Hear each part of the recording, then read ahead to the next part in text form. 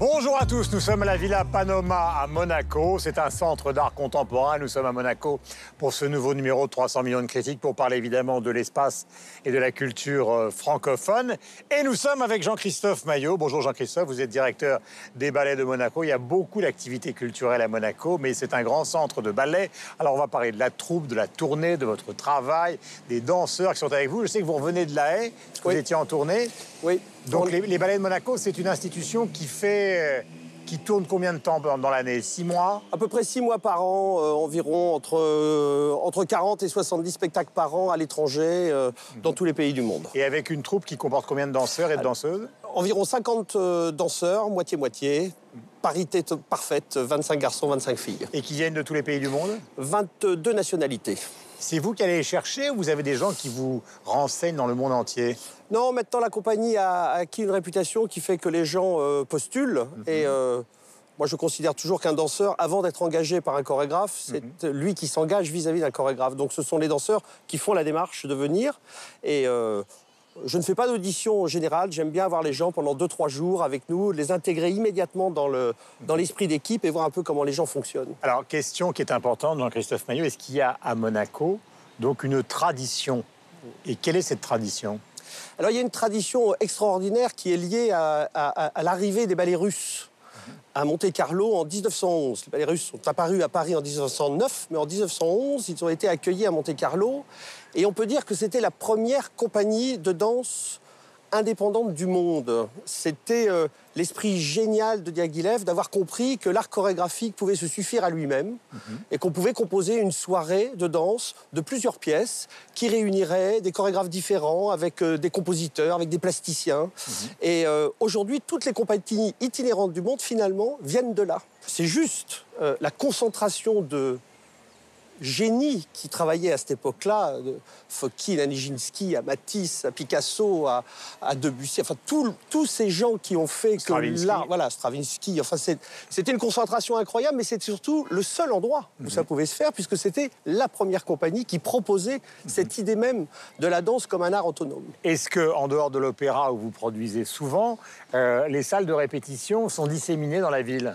Alors, quand on a commencé au tout début, on était dans la salle historique où Diaghilev lui-même faisait ses répétitions. Mais c'était un lieu extrêmement restreint. Et depuis 1997, on a un merveilleux lieu de travail et de vie d'ailleurs, qui s'appelle l'Atelier, où on a 3 studios splendides. Et tout est réuni à cet endroit-là, c'est-à-dire les ateliers de costumes, les techniciens, puisqu'une compagnie de danse, c'est une micro-société. Il y a plus de 120 personnes maintenant qui travaillent autour des ballets de Monte-Carlo dans la structure. Alors, est-ce que les ballets de Monte-Carlo ont, par exemple, comme Merce Cunningham aux États-Unis ou comme Pina Bausch à un moment, est-ce que c'est dirigé par un chorégraphe, vous, qui défend une esthétique, ou est-ce que c'est une autre version des choses, c'est-à-dire, est-ce que c'est une compagnie d'interprètes qui fait appel à différents chorégraphes en dehors de ce que vous faites vous-même? Je crois que c'est là où elle est originale et elle n'a pas trop d'exemples similaires. C'est-à-dire qu'effectivement, c'est un chorégraphe qui la dirige, mais c'est un chorégraphe, en l'occurrence moi-même, qui se trouve être passionné par la danse et j'aime profondément la danse sous toutes ses formes. Et accueillir d'autres chorégraphes, pour moi, c'est non seulement un bonheur, c'est même assez égoïste parce que je ne veux pas être celui qui a à nourrir en permanence les danseurs, mais par ailleurs faire venir d'autres chorégraphes, c'est les enrichir d'autres expériences, d'autres découvertes, d'autres manières de concevoir même la création chorégraphique. Et vous avez accueilli qui, par exemple? On a accueilli Cherkaoui pour sa première création, on a accueilli Kilian, on a accueilli Forsyth, on a accueilli Marie Chouinard, on a accueilli... on a fait plus de 90 créations depuis 1993 à Monte-Carlo. Et puis par ailleurs, dans cette compagnie, on a aussi un festival qui s'appelle le Monaco Dance Forum qui nous permet d'accueillir des compagnies qui viennent du monde entier. Donc c'est une compagnie tout à fait unique pour ça, parce qu'il y a l'esprit d'un chorégraphe, et je pense que c'est important pour les danseurs qu'ils aient cette sensation d'être regardés et d'être compris par un chorégraphe, mais la volonté aussi de vraiment permettre à ces danseurs de découvrir d'autres choses. Finalement, moi je dirige un peu cette compagnie comme j'aurais voulu être quand j'étais danseur. C'est-à-dire me dire, si je dois passer... Une carrière de danseur, c'est souvent très court. Donc si je dois passer 7-8 ans à un endroit, je voudrais que mes danseurs puissent repartir en se disant j'ai eu la chance pendant ces 7 ans de travailler avec un chorégraphe, mais aussi de rencontrer les chorégraphes les plus passionnants qui existaient à l'époque où je travaillais. Et c'est pour nous, c'est pour les danseurs et c'est pour le public. Est-ce qu'il y a des danseurs monégasques dans la compagnie? C'est des gens qui viennent d'ici, de la Principauté? Non, mais vous savez, il y a 8000 monégasques, donc si on ramène le ratio de la possibilité d'avoir un danseur parmi... Voilà. Ça n'a strictement rien d'étonnant. Quelle est la part, pour terminer, qui est patrimoniale, c'est-à-dire la remise en scène du Lac des Cygnes, enfin de grandes chorégraphies, et la part de création contemporaine ou de création historique? Moi, je dirais 98% de création, parce que nous ne sommes justement pas une compagnie qui peut se permettre, à mes yeux, de faire de belles manières un Lac des Cygnes traditionnel, parce que nous n'avons pas des danseurs qui ont été formés dans la même école, avec la même esthétique. Donc on pourrait le faire pour le plaisir de le faire, mais ça n'aurait pas de grande qualité. Donc c'est une compagnie qui vit exclusivement de création, de chorégraphes invités, de mes propres créations, et parfois de pièces que l'on reprend, comme celle de Forsyth ou de Kilian ou de Balanchine. Voilà, merci mille fois. Ce 300 millions de critiques démarre. Nous sommes à la Villa Paloma. Voici le sommaire. Merci, mon cher Jean-Christophe. Et on se retrouve évidemment bientôt. Voici le sommaire. Il va être question de danse pour commencer donc. Et comme nous étions à l'instant avec Jean-Christophe Maillot, qui dirige la compagnie des ballets de Monte-Carlo, c'est par cette compagnie que nous allons aborder un tour d'horizon de l'actualité de la danse au sein de la francophonie. Bernard Lavilliers sort son 21e album, 5 minutes au paradis. Le Lavilliers nouveau est-il un bon cru? Nous en débattrons dans un instant. Monument de la littérature française, prix Nobel de littérature en 2008, il est né à Nice, à quelques kilomètres de la principauté de Monaco où nous sommes. C'est de Jean-Marie Gustave Leclésio dont il sera question dans notre dernier débat du jour. Et comme chaque semaine, notre tour du monde de la francophonie qui bouge et crée, c'est avec le Zap Culture. 300 millions de critiques, c'est parti. Nous sommes à Monaco, nous sommes ravis de vous accueillir donc ici même. Et nous sommes avec Mathieu Dugal, qui vous le connaissez, et travaille pour Radio-Canada, mon cher Mathieu. Merci d'être avec nous comme toutes les semaines. Nous sommes avec Alain Gerlache, qui lui représente la RTBF et nos amis belges. Nous sommes avec évidemment Estelle Martin pour TV5 Monde. Nous sommes avec le patron de TV5 Monde, Yves Bigot. Nous sommes avec Michel Serruti de la radio-télévision suisse. Et nous sommes avec Cristiano Raimondi, donc, qui est avec nous pour représenter la principauté. Il travaille dans le domaine de l'art. Nous sommes à la Villa Paloma, il est l'un des commissaires donc, qui travaille justement dans tout l'aspect art contemporain qui règne ici en principauté de Monaco. Voilà pour les présentations. Le premier sujet est consacré à l'un des aspects justement de la politique culturelle locale, puisque nous sommes dans un espace francophone. Il va être question de danse pour commencer. Et comme nous étions avec Jean-Christophe Maillot, donc, qui dirige la compagnie des Malais de Monte-Carlo, c'est par cette compagnie que nous allons aborder ce tour d'horizon de l'actualité de la danse au sein de la francophonie. Je vous propose de regarder d'abord quelques images de ce ballet.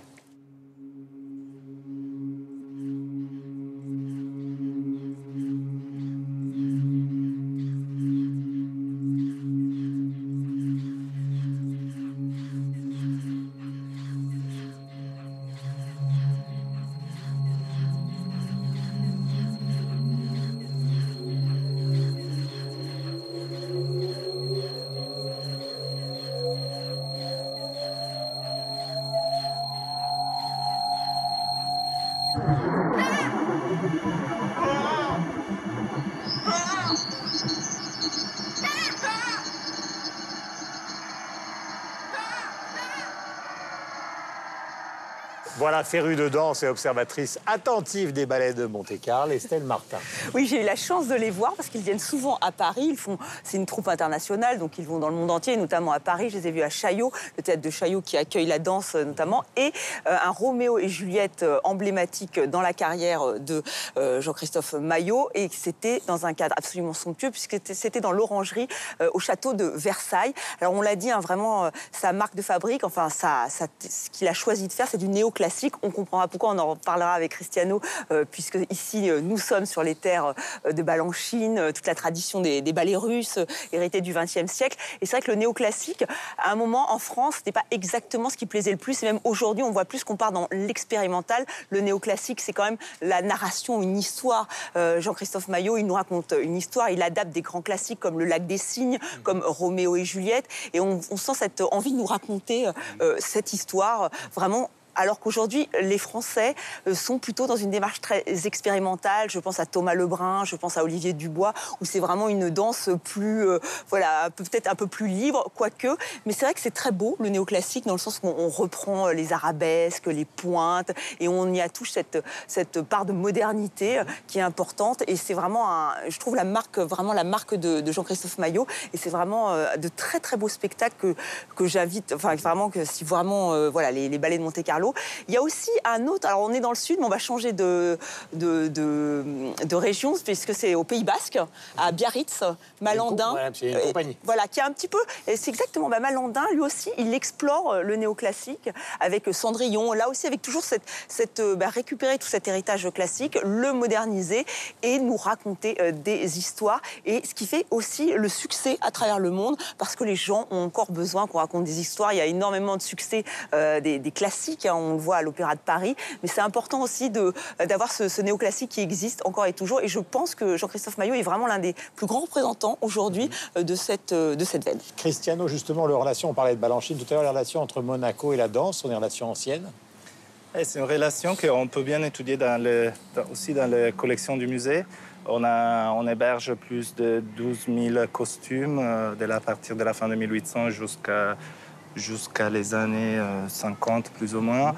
Il y a une relation très étroite entre la recherche qui a été faite à partir de 1909 avec Diaghilev, avec les ballets russes. Quand ils s'installent ici à Monaco, ils sont hébergés par la principauté et ils auront la possibilité de produire et d'exercer pendant presque 20 ans.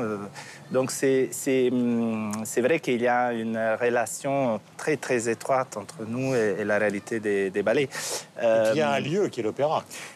Voit un lieu qui est l'opéra, voit aussi nos collections, des fois aussi par rapport à nos expositions.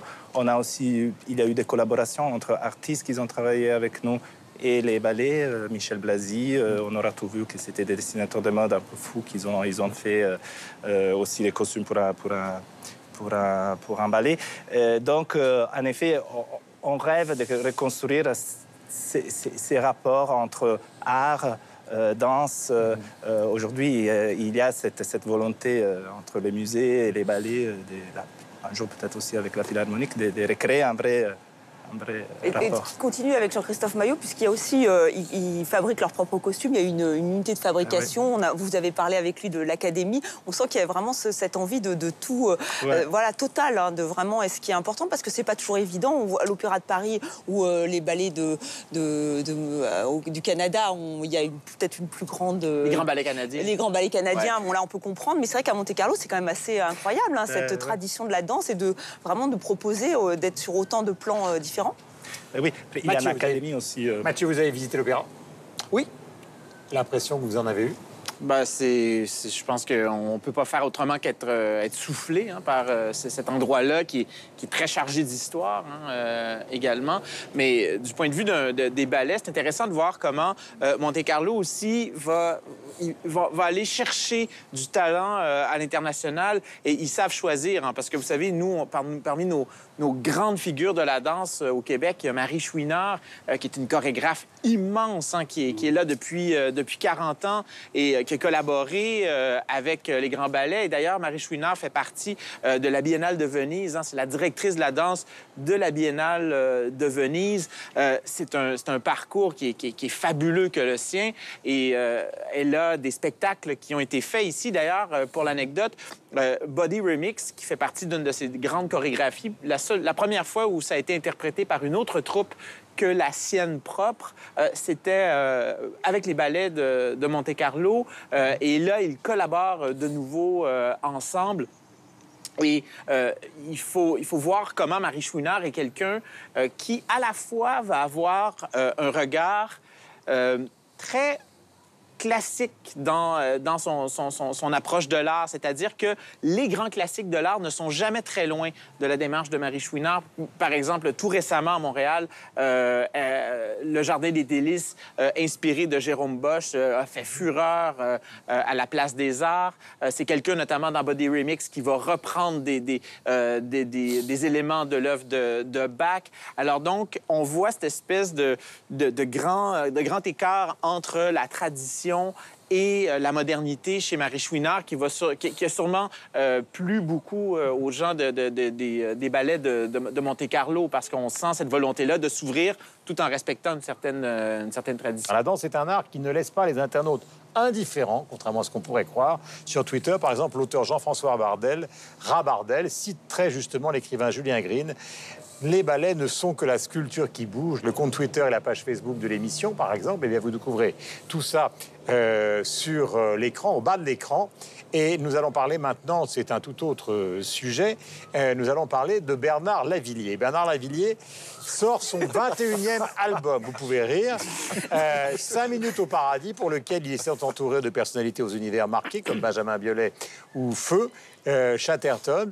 Peut-être un grand album. Voici.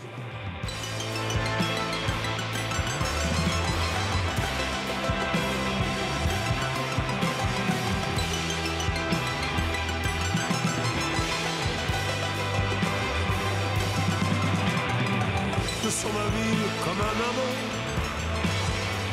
trompé par un riche imbécile. De son avis comme un aimant, ça me rend fou, presque délire. Y a un mort qui nous fait du charme, et puis ils ont sorti les armes. Les armes. Toujours, Yves, une connotation sociale dans cet album. Mais alors, c'est du Lavilliers en grande forme. Et ce qui m'a quand même frappé avant qu'on ne parle de cet album, il y a un titre avec Jeanne Chéral qui s'appelle L'Espoir. C'est l'accueil presse dithyrambique, tous médias confondus. Bernard Lavilliers, c'est effectivement un artiste qui est très populaire. Non pas parce que ce qu'il fait est populaire en tant que style, mais il a le soutien aussi bien des auditeurs de France Inter que de ceux de RTL ou d'Europe 1 d'ailleurs, simplement pour vous dire que tout le monde le respecte. Pour une raison très très simple, c'est que lui, il n'a jamais putasser. C'est-à-dire qu'il n'est jamais allé là où la soupe était bonne, à droite, à gauche, etc. Il a toujours été... allé à droite. C'est vrai. Ouais. C'est vrai, mais... Il était souvent dans le milieu, par contre. Il n'est jamais allé non plus à gauche parce que la soupe y était bonne ou qu'elle y était servie. Il a toujours été fidèle à, au moins, je pense, 3 choses. La première, ce sont ses origines stéphanoises, modestes, effectivement de gauche de la gauche, proche du Parti communiste, de l'extrême gauche. Lui, il était anarchiste, parce que, comme le disait, je crois, Léo Ferré, nous, au moins, on n'a pas besoin de secrétaire, contrairement au Parti communiste. Et donc, à lui-même, et à travers des morceaux, Les Mains d'Or, qui est sans doute une des plus belles chansons du répertoire français, mais on retrouve aussi ces thématiques sur ce nouvel album. Par ailleurs, il y a évidemment son côté explorateur du monde et de la planète, des musiques exotiques, comme il disait dans l'album précédent. Brésil. Afrique, Brésil, Jamaïque, et puis pour les thématiques, même Asie du Sud-Est, etc. Il y a voilà, Une voix qui est intacte. aucune contrée au monde qui l'ait laissé en paix, d'une certaine façon, en tous les cas qu'il n'ait exploré. Avec la même recette, on pourrait s'éteindre. C'est qu'il y a beaucoup de gens qui ont montré ces différentes facettes que vous venez de décrire ou qui ont des facettes à eux. Et puis on se dit, le 21e album, boum. Alors là, c'est exactement le contraire. Alors justement, quelle est la recette de Lavilliers pour que tout d'un coup, il y ait une sorte de redécouverte, finalement? Alors, Guillaume, si on se réfère au titre de son album précédent, d'ailleurs titre absolument excellent, qui était ce qu'il avait dit à François Mitterrand un jour où il avait rencontré. François Mitterrand lui avait dit « Mais qu'est-ce que vous faites, vous ?» Il avait dit « Je chante des causes perdues sur des musiques tropicales. » Eh bien, sur ce nouvel album, Bernard Lavilliers chante toujours des causes perdues, mais plus sur des musiques tropicales. Mais pour le coup, il s'est recentré, alors avec l'aide de Romain Humeau, de Benjamin Biolay, etc., d'un certain nombre de compositeurs et d'arrangeurs français. Il s'est recentré sur une musique dont on va dire que c'est plus, pour résumer, du rock français, habité par Bernard Lavilliers. Et ce recentrage fait que c'est pas un album de plus de Bernard Lavilliers, ce qui, à 70 ans, 70 ans pour mes amis Merci de traduire. suisses et belges. Je crois même 71 bientôt. C'est le risque, quand on a une carrière aussi longue, c'est de dire c'est qu'un album de plus. Et là, justement, par ce choix artistique, ça n'est pas un album de plus. Et j'attends évidemment que Alain nous parle de la chanson Charleroi. Mais justement, je vais complètement embrayer sur ce que vous venez de dire. Si notre modérateur, comme on dit dans les débats, me permet, Guillaume, c'est que je pense que... Mais tu n'es pas modéré pour autant. Je crois que ce qui fait la crédibilité de Lavilliers et qui fait qu'on n'a pas l'impression qu'il ressasse tout le temps les mêmes choses, c'est pas simplement la continuité, c'est la force des convictions. Et qui est aussi magnifiée par son physique, hein, mais la force des convictions. Et qui est illustrée notamment dans cet album par une chanson qui s'appelle Charleroi. Charleroi, pourquoi? Eh bien parce qu'un de ses musiciens, en fait, habite Charleroi, Daniel Roméo, il y avait passé quelques jours. C'est donc un Carolo régien. Voilà. C'est un mais on dit souvent Carolo d'ailleurs parce que c'est plus facile à dire. Il a passé là quelques jours, il a visité la ville. Alors Charleroi, eh bien c'est une ville qui a connu une gloire au moment de la grande période industrielle de la Wallonie et de la Belgique, et puis qui a vécu la décrépitude comme tant de villes industrielles, comme Saint-Étienne. Et voilà la continuité entre une chanson Saint-Étienne écrite en 1975, en 1975, et alors Charleroi en 2017, parce que c'est un peu la même situation, mais il parvient à vivre ça et à rendre l'actualité de cette ville avec, évidemment, ses balafres, avec tout ce qu'elle a vécu de difficile, toute sa volonté de renaître aussi. Et il y a cette authenticité qui fait, en effet, que ça reste crédible. Et alors, on a vu des interviews du musicien de Lavilliers qui dit qu'il s'est baladé dans la ville avec lui, qu'il a été un peu effaré de voir un certain nombre de choses. Il a retrouvé aussi son passé. Et puis, comme ça, sur le coin d'une table, chez lui, à la cuisine, a commencé à écrire la chanson. Et c'était terminé extrêmement rapidement. Ça aussi, sans doute, ça fait partie du personnage, cette capacité de s'imprégner des réalités, y compris sociales, et de les retraduire de façon extrêmement accessible à tous dans une chanson. Voilà, le modérateur donne la parole maintenant à Mathieu Duval. Mathieu. Mais en fait, si ce n'était que de la force des convictions, peut-être que c'est quelque chose qui se serait étiolé avec le temps. Ce qui est intéressant dans la carrière de Lavilliers, c'est de voir aussi comment il a su durer en se réinventant musicalement. Il est passé par plusieurs périodes. Moi, j'avais très peur, je dois vous dire, en écoutant, avant d'écouter cet album-là, parce que je me disais, bon, à 70 ans, est-ce que tu peux encore, en tout cas musicalement, donner quelque chose de nouveau? Bon, ça c'est un peu... Je pense que Alain, Guillaume et moi allons quitter le plateau. mais c'est parce que quand tu connais... je ne bouge pas. Mais c'est parce que quand tu connais le passé du gars, il était quand même du premier festival de jazz de Montréal, faut-il le rappeler, en 1980.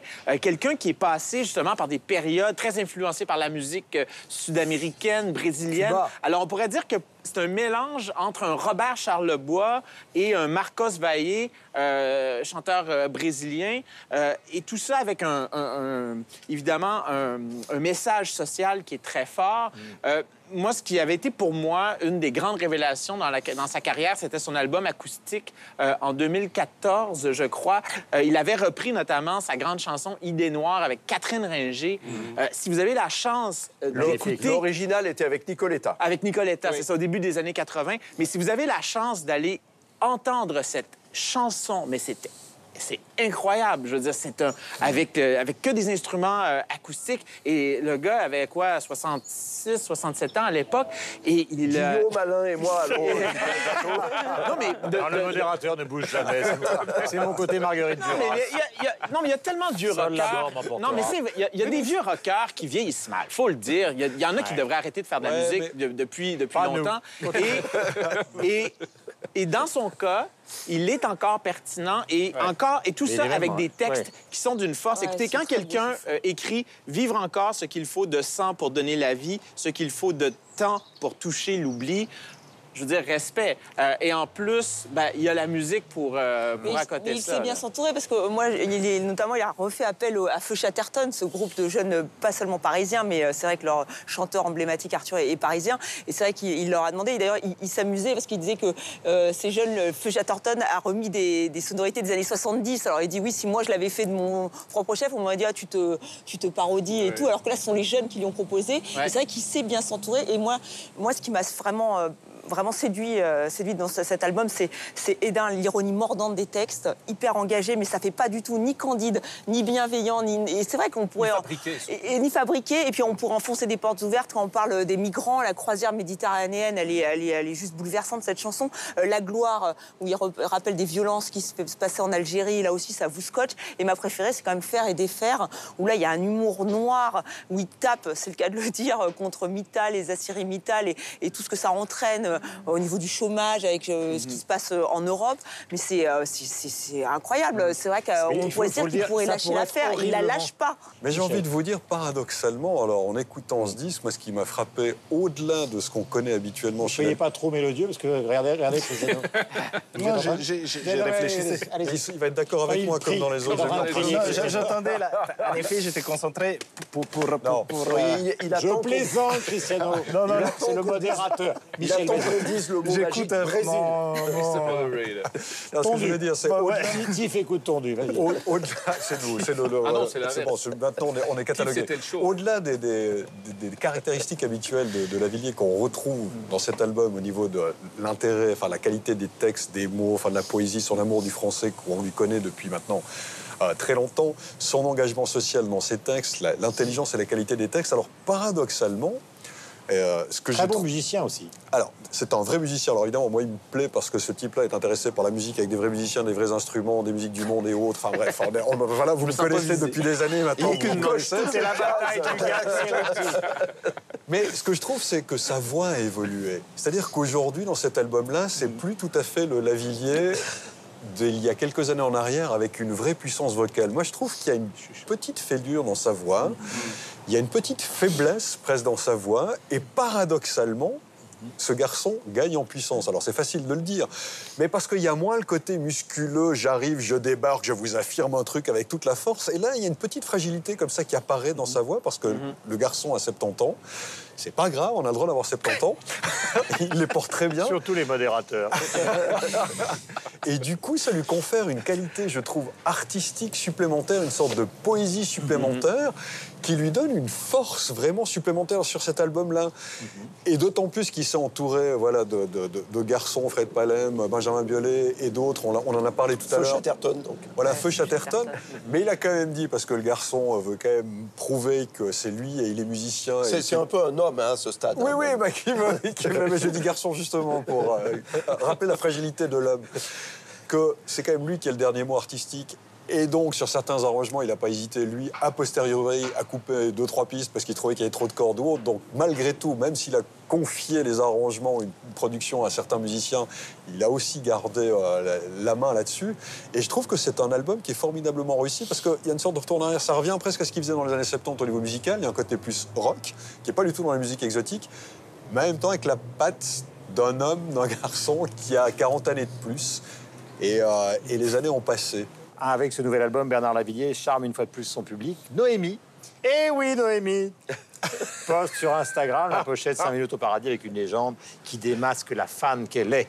Vous nous suivez sur Twitter, la page Facebook, tout est au bas de l'écran. Nous allons passer maintenant, avant le dernier débat, au Zap culturel, ce qui est une manière pour nous de faire le tour du monde de l'actualité francophone. Le voici, ce Zap.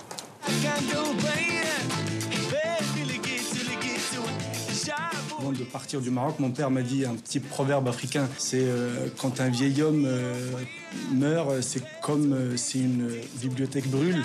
On essaye de garder un petit peu cette démarche pour raconter un peu nos histoires en chanson. La photographie de Jakob Tugner, c'est une immersion dans la Suisse industrielle des années 30. Ce qu'il a toujours recherché, c'est l'émotion qu'il ressentait ou pressentait chez l'autre.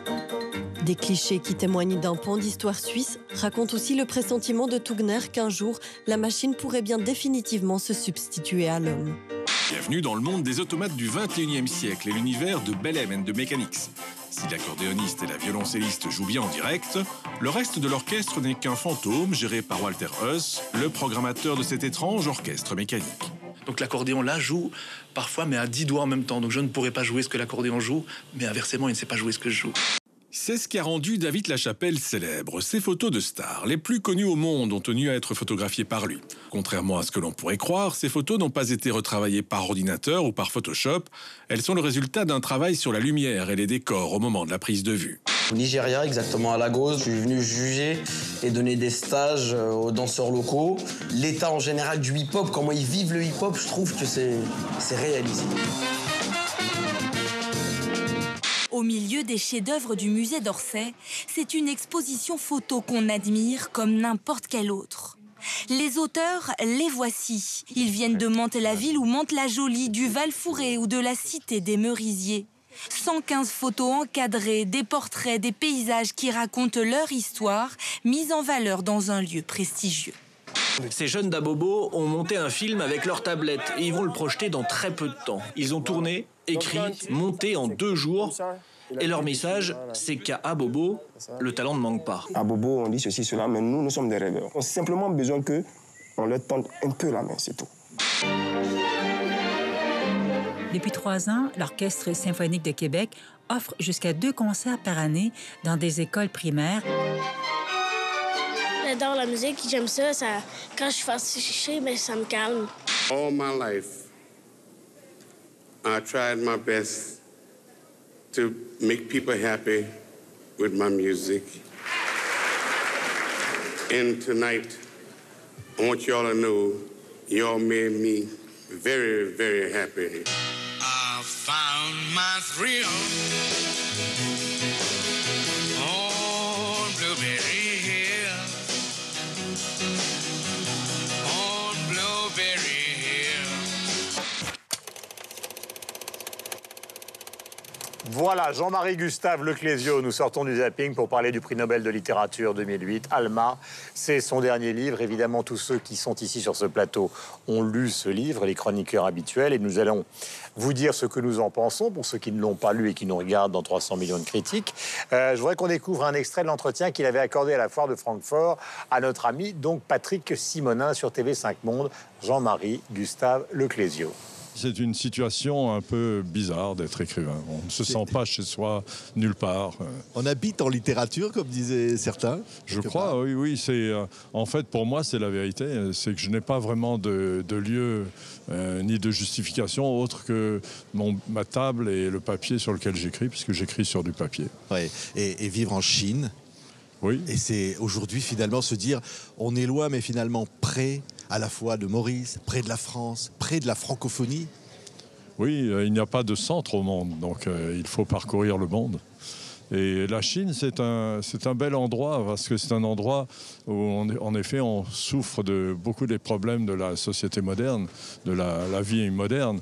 Et les Chinois commencent à avoir des réponses assez fortes dans ce domaine. Donc c'est un pays qui sera un exemple pour l'écologie, pour la protection de l'environnement, pour l'équilibre. Parce que la Chine, c'est le pays de l'équilibre. Oui. Ce combat, on vous a entendu pour les réfugiés, on vous a entendu clamer cette force, finalement. De vous dire, on est bâti là-dessus, sur cette histoire-là. Oui, nous vivons ensemble et il est inacceptable qu'une ligne imaginaire comme celle d'une frontière sépare des gens qui ont tout de ceux qui n'ont rien. Donc il faut partager. Si on ne partage pas, les gens à qui on refuse le partage viendront demander des comptes. Et ça sera, à ce moment-là, ça sera peut-être demain le feu, comme disait Baldwin. Alors, qui s'y colle? Mathieu. Leclésio au Québec, c'est un cas particulier parce que vous savez que c'est quelqu'un qui a toujours été évidemment très proche de la question des origines, quelqu'un aussi qui s'est beaucoup battu contre une vision colonialiste de l'histoire. Et en 2009, au Québec, alors qu'on construisait un complexe de barrages dans le nord du Québec, il y est allé d'une lettre dans une tribune dans la presse française pour dénoncer ce qu'Hydro-Québec faisait sur un territoire autochtone. Il a été très contesté pour ça. Même le premier ministre de l'époque s'en était pris à sa déclaration. Et donc, quelqu'un qui a été, d'une certaine manière, contesté au Québec. En même temps, quand on regarde son parcours, c'est quelqu'un qui est très proche d'un point de vue des questionnements qui sont soulevés par sa littérature d'un Dany Laferrière, par exemple. Quelqu'un qui se questionne beaucoup sur la question des origines, quelqu'un qui parle beaucoup de l'exil, quelqu'un aussi qui... est assez droit, quand on peut dire, dans le regard qu'il va porter sur une histoire qu'on veut gommer. D'ailleurs, sa prise de position à l'époque au Québec relevait de cette philosophie-là. Et donc, dans ce livre-là, il reprend en fait ce qui est son... J'allais dire son fonds de commerce, mais c'est peut-être pas une bonne expression parce que ça dépasse la recette chez Le Clésio. On retrouve donc cet ADN-là qui est quelqu'un qui a vécu, il a déjà dit, je n'ai fait qu'un seul voyage dans ma vie. Et pourtant, si c'est quelqu'un qui a voyagé, c'est bien lui. Et le voyage qu'il a fait, bien, il le racontait dans l'Africain, où il racontait en fait ce voyage en bateau qu'il avait mené vers l'île de son père, lui qui était né à Nice. Et on retrouve donc dans ce livre-là peut-être la version, je dirais, macro de l'Africain. C'est-à-dire qu'il va revisiter l'histoire de son lieu, pas son lieu de naissance, mais un lieu qu'il a habité toute sa vie, avec donc deux personnages.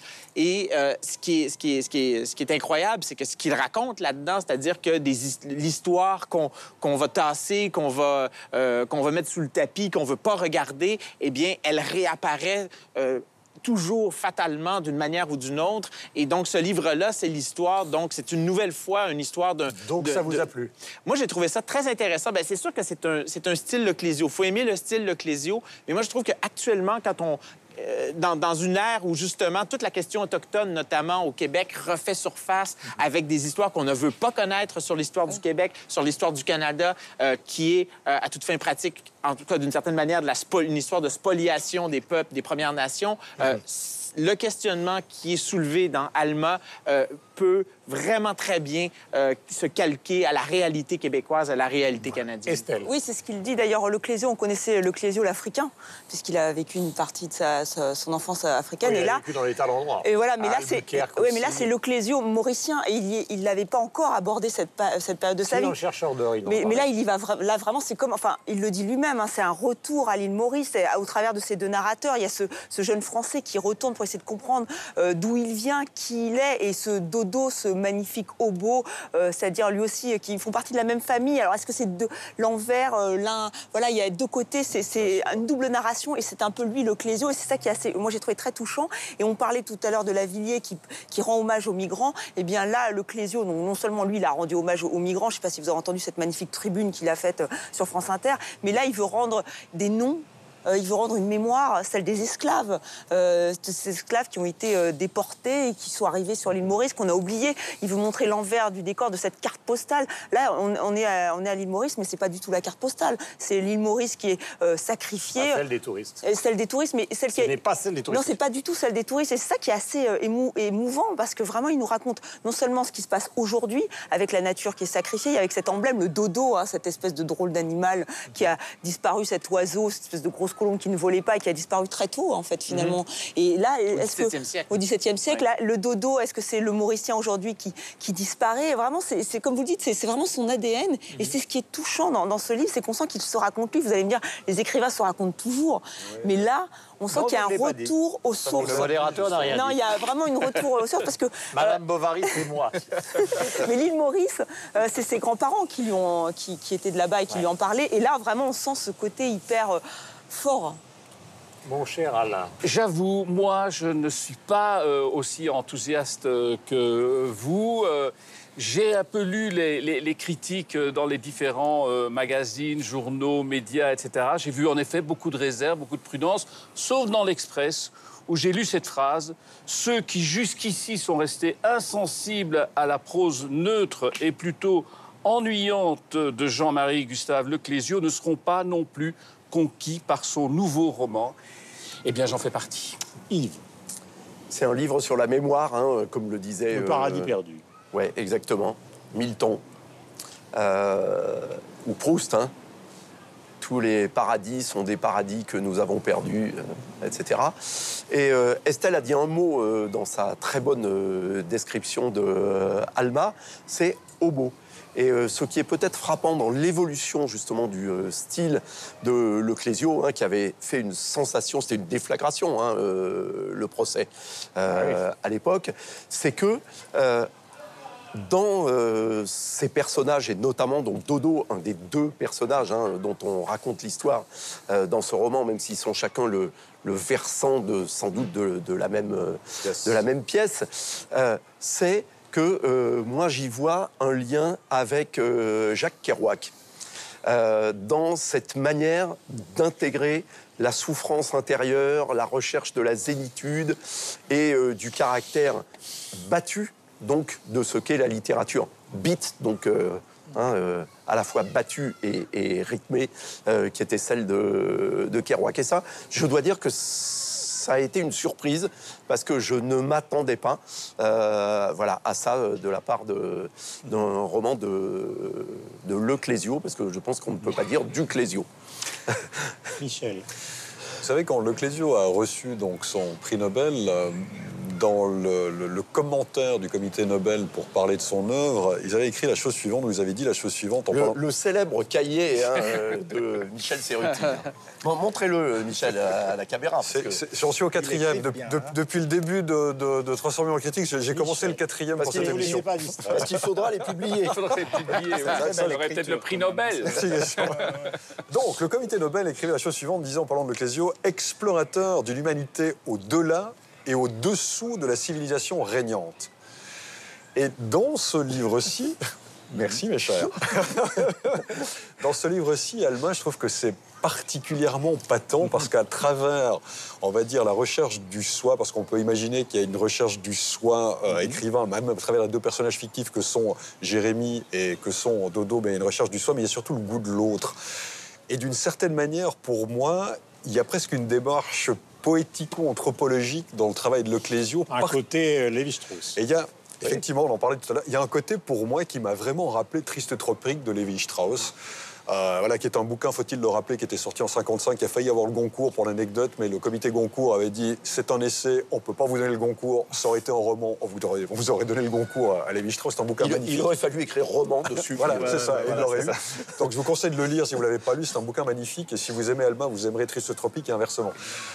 Guillaume peut vous parler de Lévi-Strauss pendant 1 heure. Oui, mais en tant que modérateur, je n'en parlerai. On ira prendre un café ensemble ou autre chose, et on en parlera. Donc voilà, dans cette démarche-là et dans ce bouquin-là, moi j'étais sensible à cette recherche, et puis à cette volonté, alors qui va de pair avec l'homme depuis toute son œuvre, depuis tout son bouquin, depuis les positions publiques qu'il incarne, qu'il prend, de recherche d'équilibre, de recherche encore une fois, comme Lavilliers tout à l'heure, donner la parole aux faibles, d'essayer de rééquilibrer le monde, il y a une certaine noblesse dans sa démarche, alors qui est purement intellectuelle et que je partage complètement, à laquelle je suis sensible. Mais là où je ne suis peut-être pas d'accord avec Alain, c'est que je trouve que paradoxalement, dans son écriture, en plus, même si évidemment ce n'est pas quelque chose qui se lit très aisément ou très facilement, c'est pas une écriture qui se donne facilement. C'est pas vrai. Mais c'est pas non plus facilement, mais c'est une esthétique un peu distancée. Oui, mais je trouve qu'il y a un parfum. C'est pas piflochien non plus. Non, mais il y a un parfum, il y a des couleurs, il y a une sorte de sensualité, il y a des parfums même, je trouve, dans cette écriture-là, à laquelle j'étais sensible, dans laquelle on s'enfonce, un peu comme Jérémy qui s'enfonce dans la forêt ou dans les champs de canne et puis qui dans le jardin de la Maison Blanche, touche. je cite 5 secondes, dans le jardin de la Maison Blanche, le soleil d'hiver passe sur mon visage, bientôt le soleil va s'éteindre, chaque soir le ciel devient jaune d'or. Voilà. Tout ça pour vous dire que je trouve que c'est un très bon livre, moi, qui m'a touché sur le fond et sur la forme. Alors, même s'il y a un petit parfum de nostalgie, comme ça, moi, je suis entré dans ce livre. Ouais, comme je disais tout à l'heure, comme on entre dans une forêt, comme on entre dans un champ de canne, et on se laisse submerger par les odeurs et les parfums, et ça nous il faut quand même aussi regarder le monde différemment. Parce que c'est important que Gallimard, via Le Clésio et donc via Modiano, a eu 2 fois le prix Nobel de littérature. Gallimard, qui est peut-être le plus grand fond de toute la littérature francophone. Proust, vous en parliez, mais tout le reste, Céline et les autres. Je peux vous l'offrir Bien évidemment. Bien évidemment. Il n'avait rien à me donner, donc moi je vous donne quelque chose et vous Merci, tout. merci. C'est incroyable. Donnez-moi vos chaussettes. Ouais, elles oui. sont magnifiques. Mais c'est des chaussettes qui arrivent jusqu'à la cheville, donc des bas. le genou à la cheville. C'est des chaussettes très Guillaume Durandien. Voilà, exactement. Mais moi, c'est une légende, tandis que Cristiano, c'est une réalité. Vous l'avez vu ici, il est venu à Monaco, Jean-Marie Gustave Leclésio. Moi, je ne l'ai pas vu. Non, Voilà. non. Je vous donne le livre, comme ça vous allez le lire. Oui, c'est ça, c'est parfait.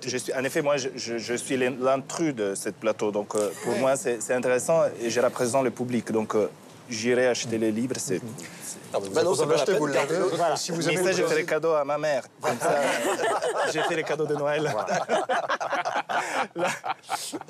Il est bien, ce Cristiano, il va revenir souvent dans 300 millions On de l'adopte. Et Lavilliers pour votre papa. Alors, Non, mais je pense que ça va pour ma vous mère. permettez, chaque ouvrage de Leclésio, c'est l'interactivité, est un événement sur Instagram. Le journaliste Bernard Lehu, RTL, je crois, partage la photo et l'histoire de la maison qui a inspiré donc Alma. Vous nous suivez sur Twitter, vous le savez, la page Facebook de l'émission, à toutes les adresses qui sont au bas de l'écran. Cristiano, on va commencer, ou plutôt terminer par vous. Est-ce que vous avez un petit coup de cœur pour nous? Les musées, le MAM de Rio, c'est le musée d'art moderne, magnifique, dans le parc d'Ibirapuera, il a été menacé d'être fermé pour toujours par le maire de Sao Paulo à cause d'une performance où un homme nu, les gens pouvaient effectivement déplacer ses bras, ses jambes, et il y a eu un enfant avec sa mère qui a participé à cette performance. Donc il y a eu une grosse dénonce par le mouvement du Brésil libre, MBL.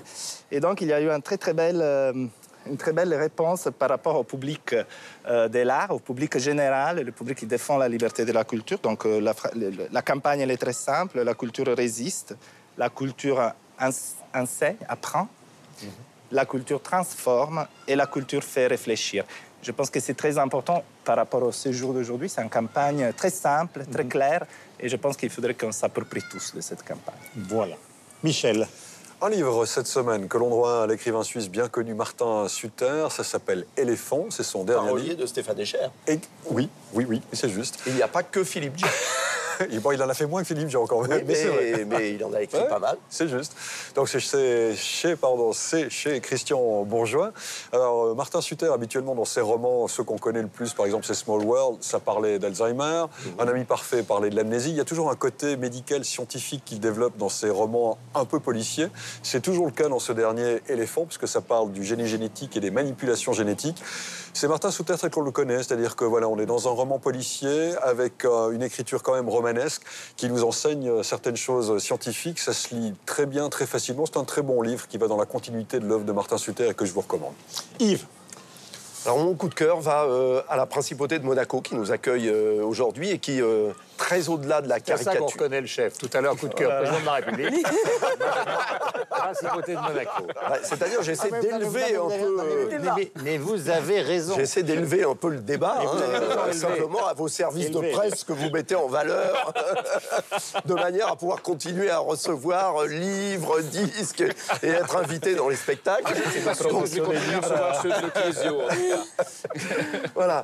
Moi, je voulais dire que la principauté est un territoire de francophonie, de culture, comme on le voit ici au Musée national et à la Villa Paloma qui nous accueille, de francophonie également, qui s'intéresse à l'environnement pour beaucoup, de start-up. Il y a énormément de start-up ici en principauté. Et puis, un coup de cœur additionnel, évidemment, pour l'ancien joueur de foot et présentateur des multiplexes que je suis pour l'AS Monaco, championne de France. Voilà, puisque nous parlions justement de Monaco, je vais parler de peinture. Vous savez qu'il y a une fondation qui est consacrée à Francis Bacon, ici, que connaît particulièrement Cristiano. Fondation importante parce que les gens ne le savent peu, mais avant que Francis Bacon devienne le grand peintre qu'il est pour la planète entière, il a beaucoup séjourné à Monaco, joué à Monaco, vécu à Monaco avec sa famille avant que cette carrière se dessine et devienne importante, qu'il vit évidemment à Londres, à Paris et un petit peu partout dans le monde. Donc n'oubliez pas, si vous venez ici, d'aller faire un tour à la Fondation Francis Bacon. Ça, c'est vrai. Nous avons eu la chance de la voir. C'est vrai que c'est incroyable. Alors Jean-Marie Gustave Leclésio est un amoureux de la langue française, donc peu étonnant qu'il ait été le juré au prix des 5 continents, prix des 5 continents qui récompense la littérature littérature francophone. Et je crois que je vous en avais déjà parlé, mais c'est quand même mon coup de cœur. Ce prix des 5 continents a été remis à Yamen Manaï, un auteur tunisien pour L'Amas ardent. Je vous conseille ce livre qui a été édité par une maison d'édition tunisienne. C'est un conte qui nous parle de la Tunisie d'aujourd'hui. C'est drôle. Vraiment, L'Amas ardent, je vous conseille ce roman. Il est formidable. Alors, culture au sens très large, mais très, très francophone. La route de la com, c'est organisé par le Cercle des communicants francophones. Et ça met en rapport des gens qui sont des spécialistes de la communication publique, il faut le souligner. Et alors, des gens qui ont envie d'apprendre, des étudiants venus d'Europe, mais aussi beaucoup d'Afrique, et qui essayent d'approfondir justement une communication qui soit vraiment au service des citoyens, au service de l'amitié des peuples, si l'on peut le dire comme ça, même si ça fait un peu daté, ça reste quand même toujours d'actualité. C'est une opération très intéressante qu'il faut soutenir. On la rencontre sur les réseaux sociaux, elle est présente partout. Mathieu. Un des livres les plus singuliers qui est paru cette année au Québec, À la table des philosophes. C'est un professeur de philosophie lui-même, Normand Baillargeon, à qui on doit ça. Le fil d'Ariane qui lit Platon, Henri-David Thoreau, Épicure. C'est un beau livre. Il est magnifiquement illustré. Il y a des recettes. Il y a des considérations sur la... Je crois que Guillaume... Oui, philosophe, j'ai pas bougé, mais c'est recette. Donc, c'est un ovni. C'est très singulier comme livre, mais c'est franchement... Bien fait. Normand Baillargeon signe là quelque chose de jouissif à tous les points de vue. Et on parle de véganisme, on parle de bouffe éthique. Non, pas tout de suite. On parle de ce que les philosophes avaient à dire sur la bouffe. Vous savez que Kant était un grand amateur de la table. Et donc, on découvre tout ça À la table des philosophes. Je pense, donc je mange. C'est un peu ça l'idée. Très français comme... Le voici, il est publié chez Flammarion. Nous étions ravis de vous recevoir. 300 millions de critiques ici même. Donc à Monaco, il est temps que cette émission se termine parce qu'à force de nous regarder avec ces espèces de petites pluches totalement ridicules, mais qui nous vont très bien. Ça va très bien avec votre ces poudres. C'est ça. Bon, bleu électrique, noir, et je ne me retourne même pas mes voisins parce qu'ils sont vous êtes beaucoup plus discrets que ça se fond sur votre veste. J'étais ravi de vous voir et on se retrouve évidemment la semaine prochaine. Nous étions à la Villa Paloma sur cette terrasse magnifique. Derrière nous, la Méditerranée, celle des philosophes. Et de l'autre côté, donc la Grèce, les philosophes, et même le monde arabe avec l'invention des mathématiques. Bref, nous sommes au cœur d'un monde que nous aimons bien. Ciao et à bientôt. Il se lève, c'est l'heure, écrase son mégot. Dans sa tasse de café, éteint la stéréo. Éteint le lampadaire, éteint le plafonnier.